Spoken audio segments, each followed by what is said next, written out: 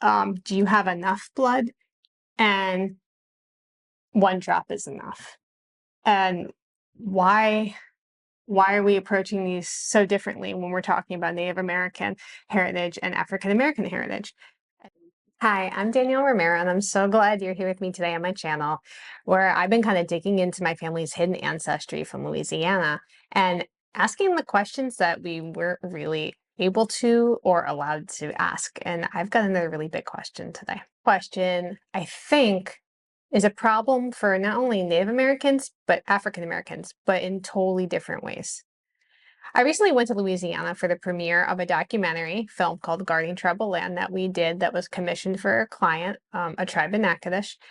And following the screening, the chief posed a pretty thought-provoking question to the audience during our panel discussion. So I want to show you that and then talk to you about it on the other side. Can anybody answer this? Why does us Indians, out of all the people in the whole world, United States for sure. United States for sure, can anybody answer why we got to get registered like dogs to prove who we are? Can anybody answer that question? We got to get registered. She's got to get registered. She does. All us Indians. Can anybody answer that question? If you don't know what blood quantum is kind of the way that Native American heritage is measured. And it's eerily similar to me to the one drop rule, which is the other side of the coin.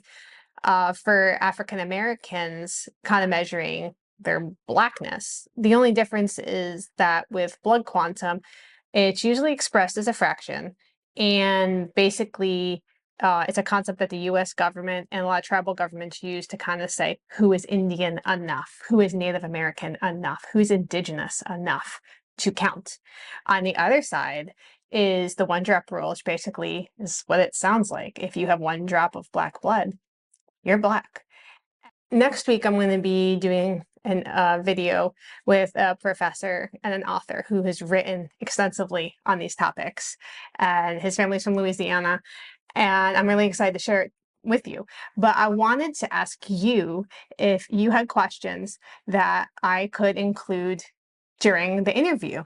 That could be a part of the video. Questions that you may have about blood quantum or the one drop rule, and maybe even how these issues kind of intersect to create identity. Now, for me personally, as far as blood quantum, it is inexorably tied to this idea of enrolling as a Native American with the US government. It's a controversial issue that obviously raises questions about cultural heritage and I think the legacy of colonialism in the United States. For me personally, I don't like the idea of enrolling. I wrote about it for Indian Country Today 2 years ago, and that article is one of their most shared and discussed articles of the year. And not everybody was happy with me. It's interesting to kind of talk about this, especially for people like my family where we didn't grow up in any of these cultures. What happens when you're going now to reconnect? You need to make decisions that someone who is growing up in a culture doesn't have to make in the same way. It's interesting to me that you have these two concepts here in America of do you have enough blood? And one drop is enough. And why are we approaching these so differently when we're talking about Native American heritage and African American heritage? And so obviously it's a complex and emotional issue.